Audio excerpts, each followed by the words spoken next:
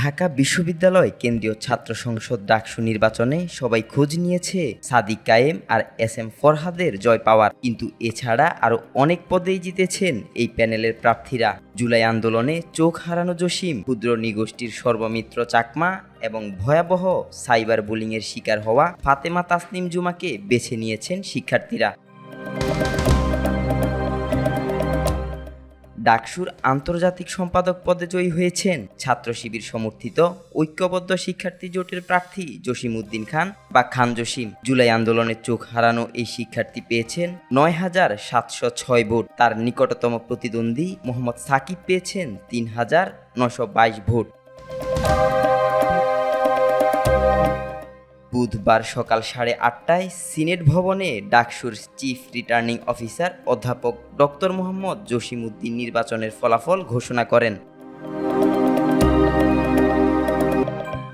এবারের নির্বাচনে ডাকসুর ২৮টি পদে লড়েছেন মোট ৪৭১ জন প্রার্থী।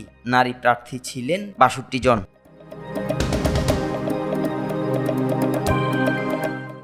ভিপি পদে ঐক্যবদ্ধ শিক্ষার্থী জোটের মোহাম্মদ আবু সাদিক কায়েম ১৪,০৪২ ভোট পেয়ে বিপুল ব্যবধানে জয়ী হয়েছেন। জিএস পদে একই জোটের SM ফরহাদ ১০,৭৯৪ ভোটে নির্বাচিত হয়েছেন। এজিএস পদে মহিউদ্দিন খান ১১,৭৭২ ভোট পেয়ে জয়ী হয়েছেন।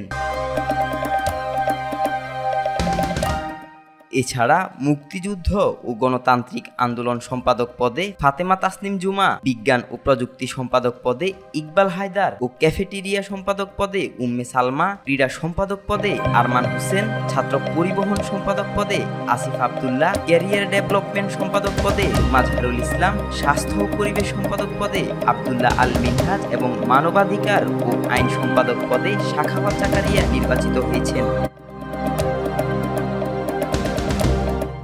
ছাত্রলীগের হাতে রক্তাক্ত সানজিদ আহমেদ তন্নি গবেষণা ও প্রকাশনা সম্পাদক পদে জয় পেয়েছেন স্বতন্ত্র প্যানেল থেকে নির্বাচন করে। সাহিত্য ও সাংস্কৃতিক সম্পাদক পদে স্বতন্ত্র প্রার্থী মুসাদ্দিক আলী ইবনে জয় পেয়েছেন, আর সমাজসেবা সম্পাদক পদে স্বতন্ত্র প্রার্থী এবি জুবায়ের ৭,৬০৮ ভোট পেয়ে জয়লাভ করেছেন। আবদুল্লাহ আল নোমান, আজকাল।